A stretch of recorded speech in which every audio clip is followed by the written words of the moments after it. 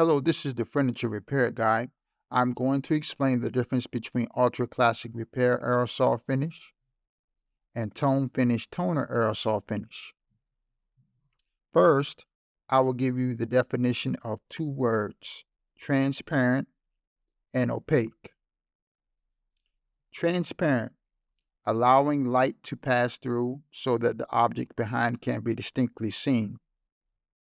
Opaque, not transparent or translucent, impregnable to light, not allowing light to pass through.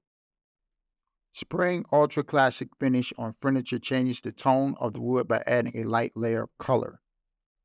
You can still see the base tone finish. For example, if you spray Cherry Ultra Classic Toner on wood furniture with the orange base tone, the furniture would look reddish orange. For furniture repairs, sometimes you need transparent and opaque aerosols.